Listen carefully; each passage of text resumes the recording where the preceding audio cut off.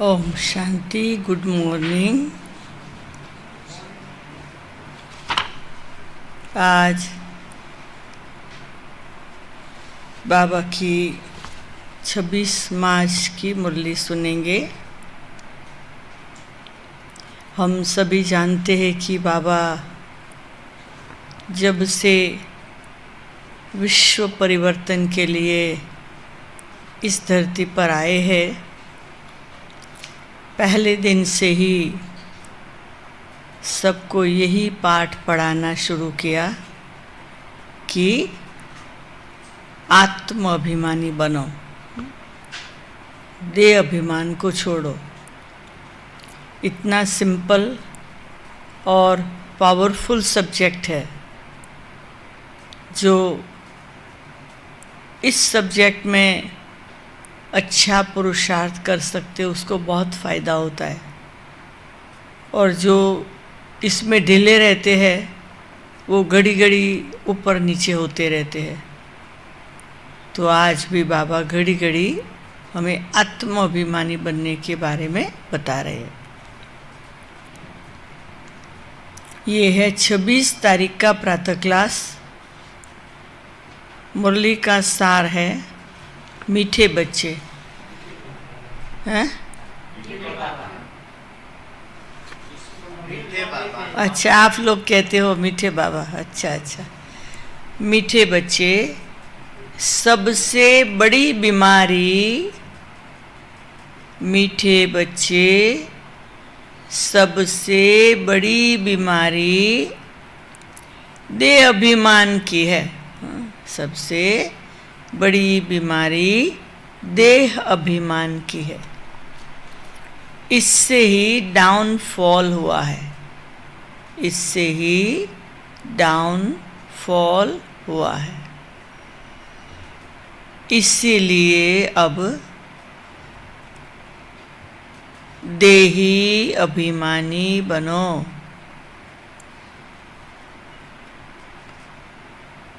यानी आत्म अभिमानी बनो।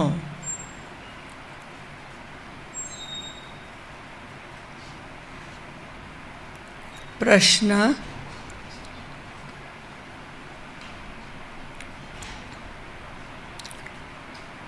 तुम बच्चों की कर्मातीत अवस्था कब होगी? तुम बच्चों की कर्मातीत अवस्था कब होगी?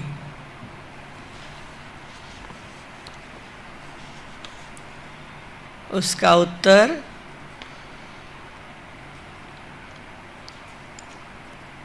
जब योग बल से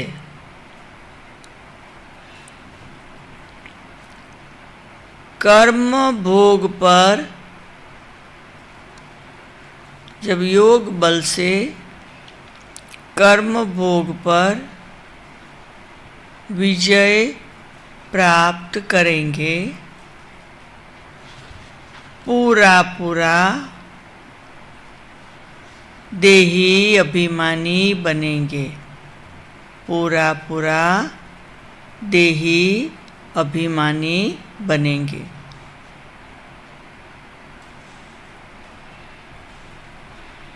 यह देह अभिमान का ही रोग, ये देह अभिमान का ही रोग सबसे बड़ा है।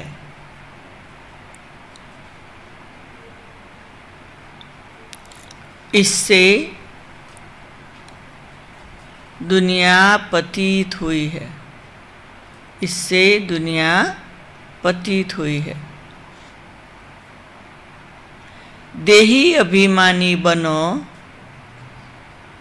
तो वो खुशी, वो नशा रहे, चलन भी सुधरे।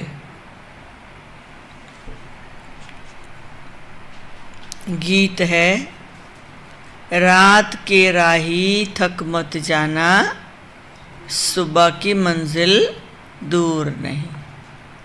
ओम शांति।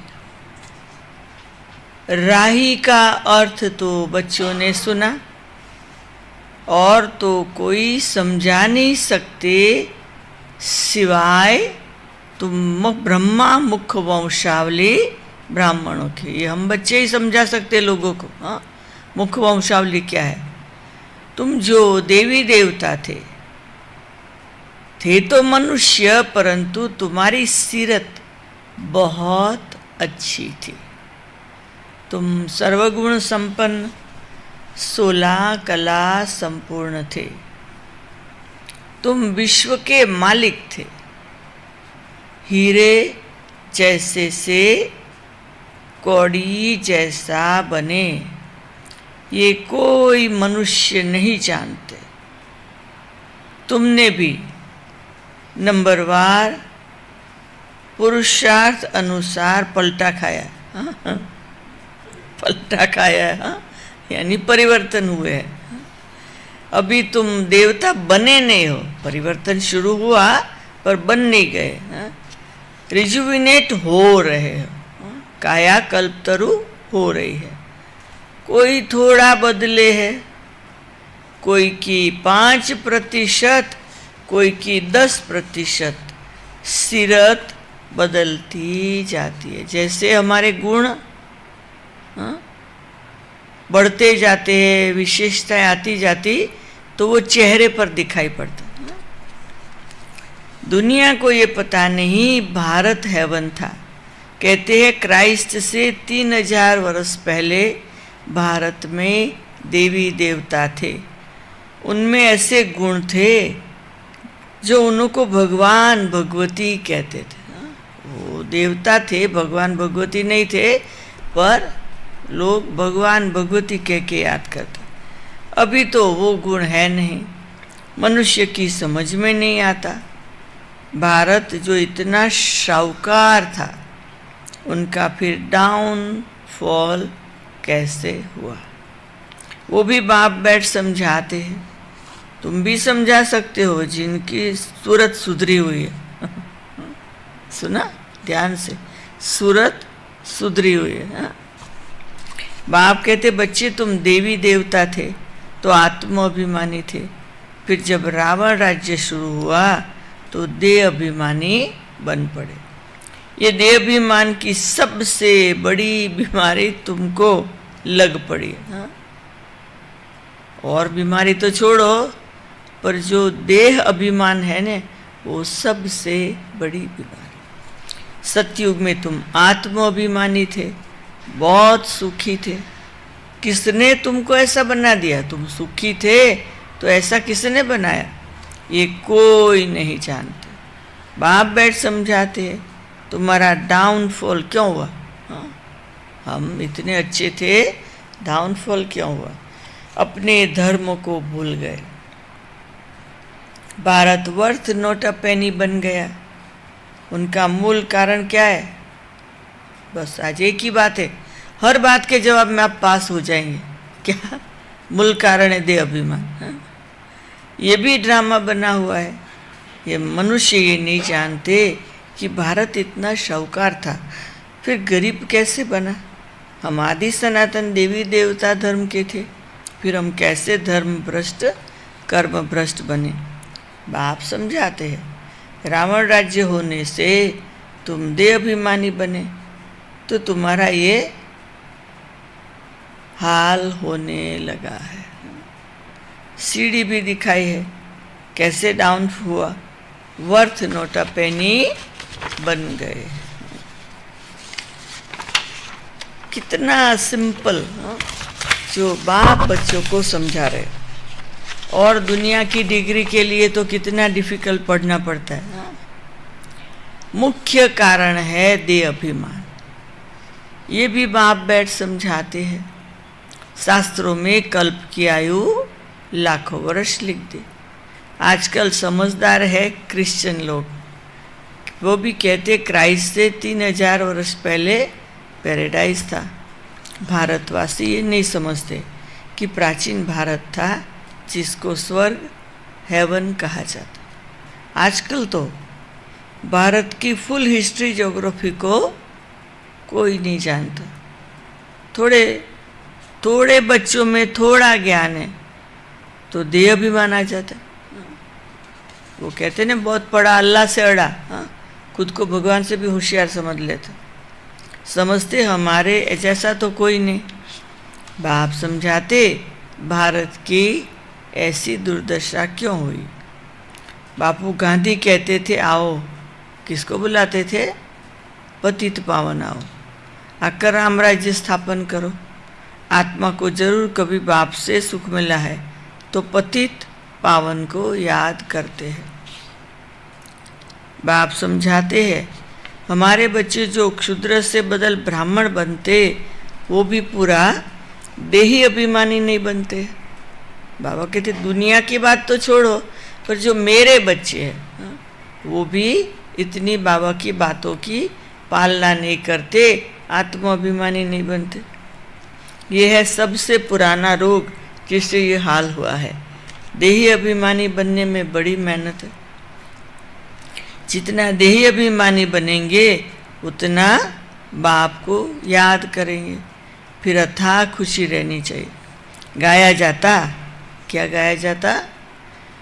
परवाह थी पार ब्रह्म में रहने वाले परमेश्वर की, अब वो मिल गया। उसे 21 जन्म का वर्षा मिलता है, बाकी क्या चाहिए? बाप से 21 जन्म का वर्षा मिलता तो उससे और क्या चाहिए? तुम सिर्फ देही अभिमानी बनो, बस माँ में कम याद करो, बल गृहस्थ व्यवहार में रहो। सारी दुनिया देह अभिमान में है। भारत जो इतना ऊंच था उसका डाउन फॉल हुआ है। हिस्ट्री ज्योग्राफी क्या है ये कोई बता न सके। ये बातें कोई भी शास्त्रों में नहीं है। देवताएं आत्माभिमानी थे, जानते थे एक देह को छोड़ दूसरी लेनी है। परमात्मा अभिमानी नहीं थे। तुम जितना बाप को याद करेंगे, देही अभिमानी रहेंगे, उतना बहुत मीठा बनेंगे। देह अभिमान में आने से लड़ना झगड़ना बंदरपना सब आ जाता। ये बाप समझाते, ये बाबा भी समझ रहे हैं। बच्चे देह अभिमान में आकर शिव बाबा को भूल जाते। अच्छे अच्छे बच्चे देह अभिमान में रहते, देही अभिमानी बनते ही नहीं। अच्छे, अब सोच लीजिए, जो आत्माभिमानी नहीं बनना चाहता, जानते उनको अच्छा भी नहीं कहेंगे ना। तुम कोई को भी ये बेहद की हिस्ट्री ज्योग्राफी समझा सकते। बरोबर सूर्यवंशी चंद्रवंशी राजधानी थी। ड्रामा का किसको भी पता नहीं। भारत जो इतना गिरा, डाउनफॉल की जड़ है देह अभिमान। आज सारा दिन यही मंत्र याद रखो, देह अभिमान छोड़ो आत्माभिमानी बनो, देह अभिमान छोड़ो आत्माभिमानी बनो। फिर धीरे धीरे देह अभिमान छोड़ो ये भी नहीं बोलने का, क्योंकि बन गए ना आत्माभिमानी, बस फिर उस स्थिति में रहना है। बच्चों में भी देह अभिमान आ जाता है। ये नहीं समझते कि हमको डायरेक्शन कौन देते हैं। हमेशा समझो शिव बाबा कहते हैं। शिव बाबा को याद करने से देह अभिमान में, याद न करने से देह अभिमान में आ जाते। सारी दुनिया देह अभिमानी बन गई है। तब बाप कहते मामेकम याद करो, अपने को आत्मा समझो। आत्मा इस देह द्वारा सुनती पाठ बजाती। बाप कितना अच्छी चीज समझाते। भले भाषण तो बहुत अच्छा कर लेते, परंतु चलन भी तो अच्छी चाहिए। देह अभिमान होने कारण फेल हो जाते। वो खुशी, वो नशा नहीं रहता। फिर क्या होता है? फिर बड़े विकर्म भी उनसे हो जाते हैं, जिस कारण बड़े दंड के भागी बन पड़ते। अपने आप से नक्की करो, कुछ भी हो जाए हमें ऐसे कर्म नहीं करने जो हम बड़े दंड के भागी बन जाए। देह अभिमानी बनने से बहुत नुकसान पाते हैं, बहुत सजा खानी पड़ती है। आप कहते ये गॉडली वर्ल्ड गवर्नमेंट है, मुझ गॉड की गवर्नमेंट का राइट हैंड फिर है। उनको राइट हैंड भी है, क्या है? धर्मराज। तुम अच्छे कर्म करते हो तो उसका फल अच्छा मिलता है, बुरे कर्म करते हो तो उनकी सजा खाते हो। सब गर्भ जेल में सजाएं खाते हैं। उस पर भी एक कहानी है। ये सब बातें इस समय की है। महिमा एक बाप की, दूसरे कोई की महिमा नहीं। इसलिए लिखा जाता त्रिमूर्ति शिव जयंती वर्थ डायमंड, बाकी सब है वर्थ कौड़ी। सिवाय शिव बाबा के पावन कोई बना न सके।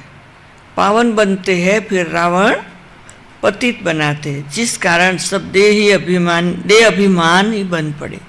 अब तुम देही अभिमानी बनते हो। रावण राज्य में लोग देह अभिमान में आ गए, अब बाबा आत्म अभिमानी बनाते। ये देही अभिमानी अवस्था 21 जन्म चलती है, तो बलिहारी एक की गाई जाती। भारत को स्वर्ग बनाने वाला शिव बाबा है, ये किसको भी पता नहीं कि शिव बाबा कब आया। उसकी हिस्ट्री तो पहले चाहिए। शिव कहा जाता है परमपिता परमात्मा। शिव की कोई बायोग्राफी नहीं, हाँ, शिव का कोई फिक्स टाइम नहीं जन्म लेने का, हाँ, वो बात बाबा ने इनकॉग्निटो रखी है। तुम जानते हो देह अभिमान के कारण डाउनफॉल हुआ। ऐसा हो तब तो बाप आए राइज करने। राइज और फॉल, दिन और रात, ज्ञान सूर्य प्रगटा, अज्ञान अंधेर विनाश। सबसे जास्ती अज्ञान है कौन सा, बताओ? सबसे जास्ती अज्ञान कौन सा है, बोलो?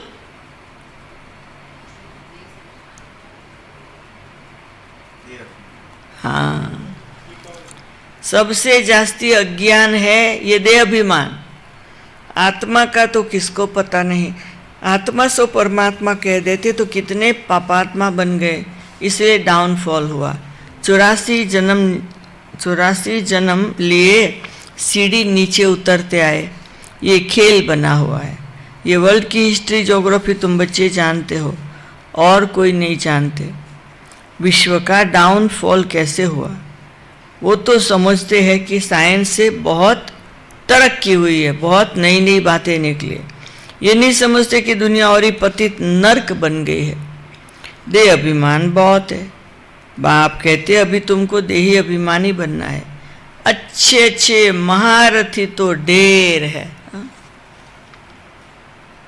ज्ञान बड़ा अच्छा सुनाते, परंतु देह अभिमान पूरा हटता नहीं है।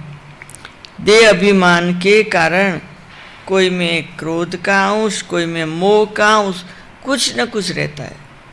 सीरत सुधरनी चाहिए, बहुत मीठा बनना चाहिए। तब मिसाल देते, शेर बकरी इकट्ठे जल पीते हैं। सत्यु का गायन है ना, दो ऑपोजिट संस्कार वाले एक साथ रहते। कोई ऐसे दुख देने वाले जानवर नहीं होते। इन बातों को भी मुश्किल कोई समझते। नंबरवार समझने वाले हैं। कर्म भोग निकल जाए, कर्मातीत अवस्था हो जाए, ये मुश्किल होता है। बहुत देहाभिमान में आते पता नहीं पड़ता। हमको ये मत कौन देते? श्रीमत श्री कृष्ण के द्वारा कैसे मिलेगी? शिव बाबा कहते इनके बिगड़ श्रीमत कैसे दूँ? स्थायी रथ ये हमारा है। देह अभिमान में आकर उल्टे सुलटे कार्य करके मुफ्त अपनी बर्बादी मत करो, नहीं तो नतीजा क्या होगा? बहुत कम पद पाएंगे। पढ़े के आगे अनपढ़े बरी ढोएंगे। बहुत कहते हैं भारत की हिस्ट्री ज्योग्राफी जो फुल होनी चाहिए, सो नहीं है।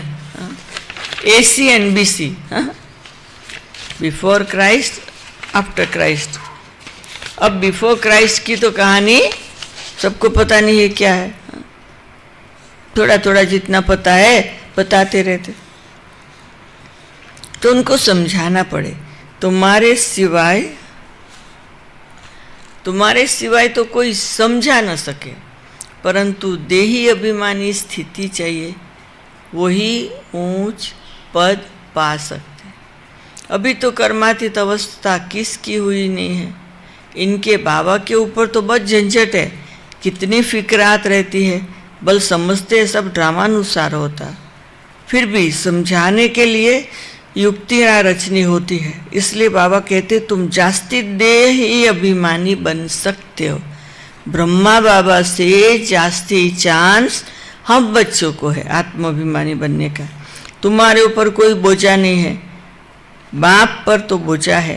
हेड तो ये है प्रजापिता ब्रह्मा, परंतु ये किसको पता नहीं कि इनमें शिव बाबा बैठे हैं। तुम्हारे में भी कोई मुश्किल इस निश्चय में रहते हैं, तो ये वर्ल्ड की हिस्ट्री ज्योग्राफी जाननी चाहिए। भारत में एक स्वर्ग कब था, फिर कहाँ गया, कैसे डाउनफॉल हुआ, ये किसको पता नहीं। जब तक तुम नहीं समझाओ तब तक कोई समझ न सके, इसलिए बाबा डायरेक्शन देते। लिखा पढ़ी करो तो स्कूलों में वर्ल्ड की हिस्ट्री ज्योग्राफी बतानी चाहिए। डाउनफॉल पर भाषण करना चाहिए। भारत हीरे जैसा था, फिर कौड़ी जैसा बना, कितने वर्ष लगे। हम समझाते ऐसे ऐसे पर्चे एरोप्लेन द्वारा गिरा सकते। समझाने वाला बड़ा होशियार चाहिए। गवर्नमेंट चाहती है तो गवर्नमेंट का ही हॉल विज्ञान भवन जो दिल्ली में है वहाँ सबको बुलाना चाहिए, अखबार में भी डाला जाए। कोई भी सबको कार्ड तो सबको भेज सकते। हम आपको सारे वर्ल्ड की हिस्ट्री ज्योग्राफी आदि से अंत तक समझाते। आप ही आएंगे, पैसे की तो कोई बात नहीं। समझो हमको कोई मिला, प्रेजेंट बेट करते हैं तो हम ले नहीं सकते। सर्विस करने लिए काम में लाएंगे, बाकी हम ले नहीं सकते हैं। बाप कहते मैं तुमसे दान लेकर क्या करूँगा जो फिर भरकर देना पड़े। मैं पक्का शराफ हूँ। भगवान किसी से कुछ जास्ती नहीं लेता है, जितना उनका तकदीर है उतना ही लेते। अच्छा, मीठे मीठे सिक्की लदे बच्चों प्रति माता पिता बाप दादा का याद प्यार और गुड मॉर्निंग। रूहानी बाप की रूहानी बच्चों को नमस्ते। हम रूहानी बच्चों की रूहानी बाप को याद प्यार गुड मॉर्निंग और नमस्ते।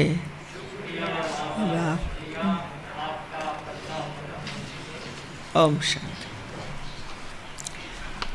धारणा के लिए मुख्य सार। देह अभिमान में आकर कोई भी उल्टा सुलटा कार्य नहीं करना है। देही अभिमानी बनने का पूरा पूरा पुरुषार्थ करना है। अपनी सीरत यानी चलन सुधारते रहना है। दूसरा, बहुत बहुत मीठा, बहुत बहुत मीठा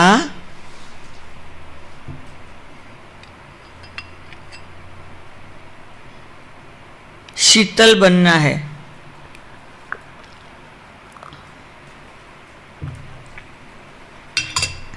अंदर में क्रोध मोह का जो भूत है उसे निकालना है।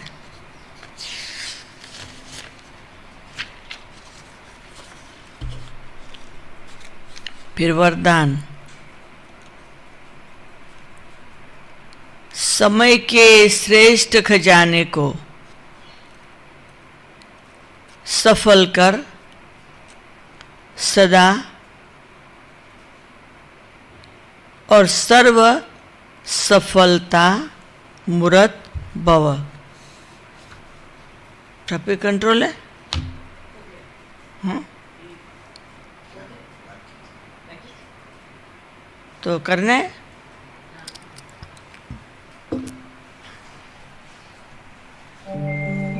ओम शांति शांति। ओम शांति शांति। अंतर मन में ज्योति जगा लो, होगा दूर अंधेरा।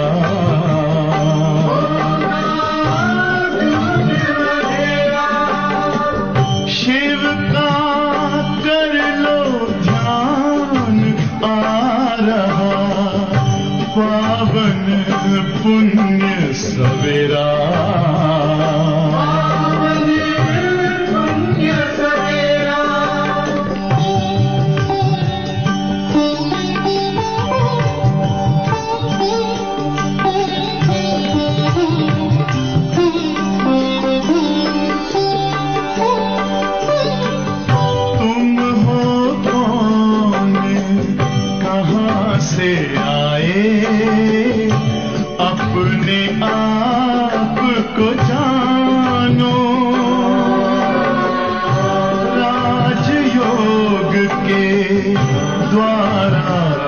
अपना परम पिता पहचानो।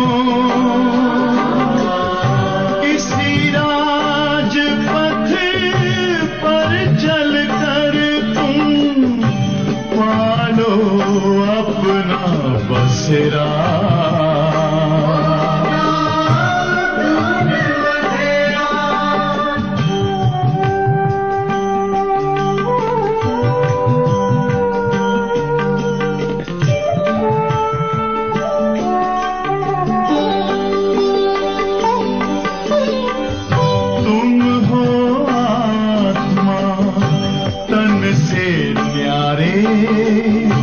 परमात्मा को प्यारे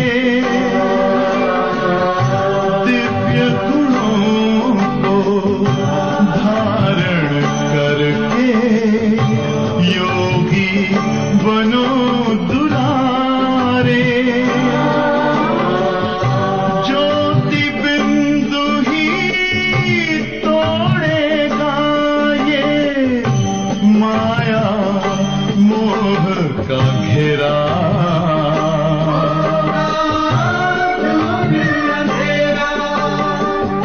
अंतर मन में ज्योति जगा लो होगा दूर अंधेरा।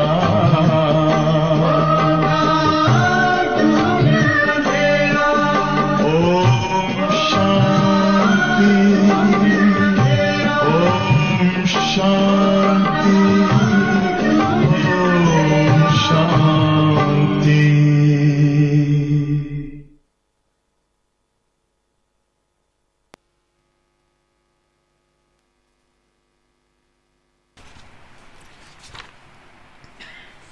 वरदान।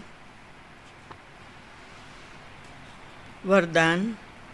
समय के श्रेष्ठ खजाने को सफल कर सदा और सर्व सफलता मूरत भव।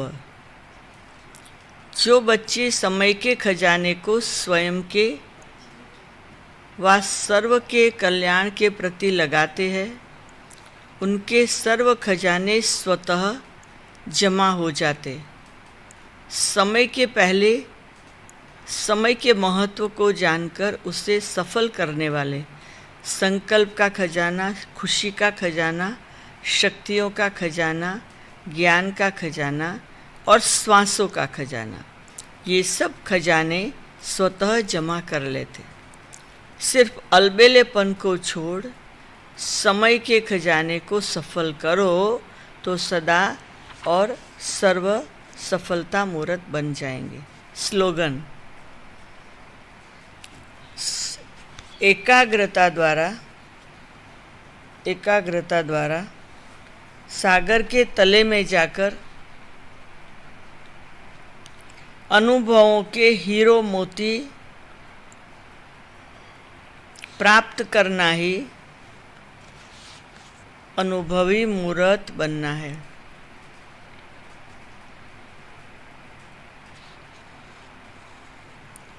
फिर है मातेश्वरी जी के अनमोल महावाक्य में 2 पॉइंट है। पहली है तमोगुणी माया का विस्तार। ये पहली बात है। सतोगुणी, रजोगुणी, तमोगुणी, ये 3 शब्द कहते हैं। इसको यथार्थ समझना जरूरी है। मनुष्य समझते ये तीनों गुण इकट्ठे चलते रहते हैं, परंतु विवेक क्या कहता है? क्या ये तीनों गुण इकट्ठे चलाते हैं व तीनों गुणों का पार्ट अलग अलग युग में होता है? विवेक तो ऐसे कहता है कि ये तीनों गुण इकट्ठे नहीं चलते। जब सतयुग है तो सतोगुणी, द्वापर है तो रजोगुणी, कलयुग है तो तमोगुणी। जब सतो है तो तमो रजो नहीं है, जब रजो है तो फिर सतोगुणी नहीं। और ये मनुष्य तो ऐसे ही समझ कर बैठे हैं कि ये तीनों गुण इकट्ठे चलते हैं। ये बात कहना सरासर भूल है, बहुत बड़ी 100% भूल है।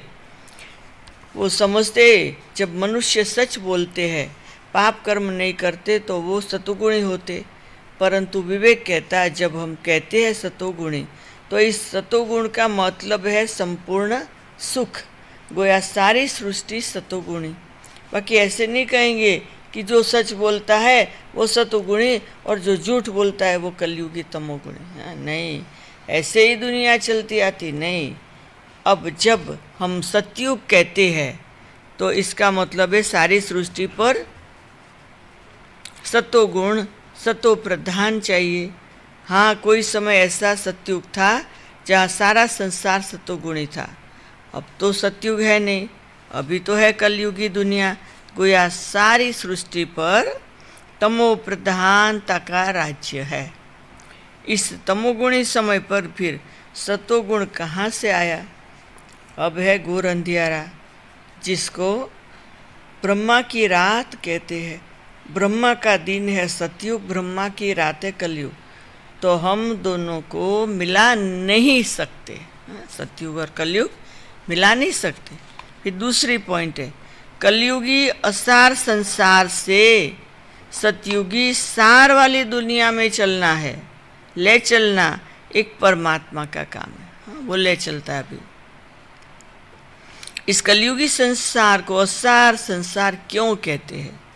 क्योंकि इस दुनिया में कोई सार नहीं, माना कोई भी वस्तु में वो ताकत नहीं रही, अर्थात पवित्रता नहीं है। पवित्रता जो है वो पावर है, वो चला गया।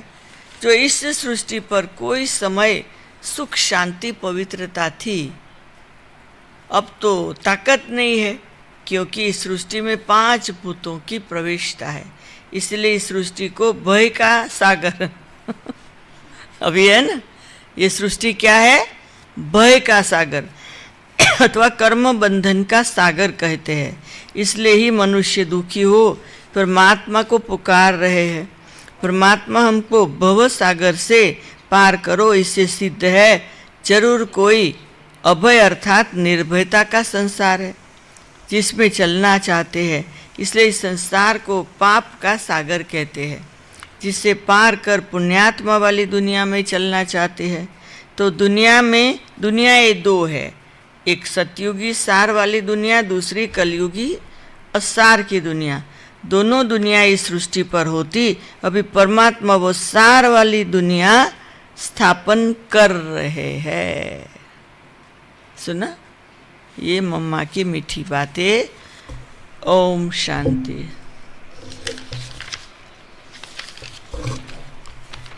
फिर आज का पॉइंट है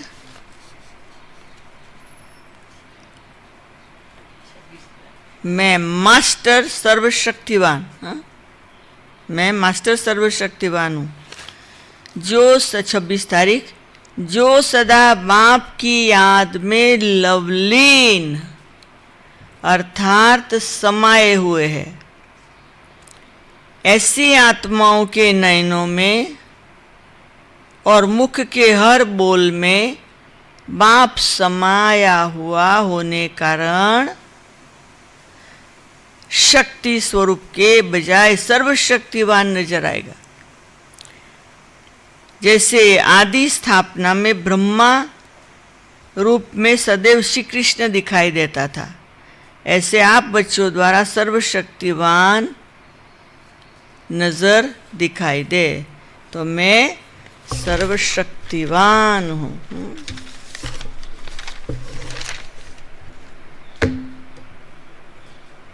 अच्छा, हर दिन की अपनी विशेषता है।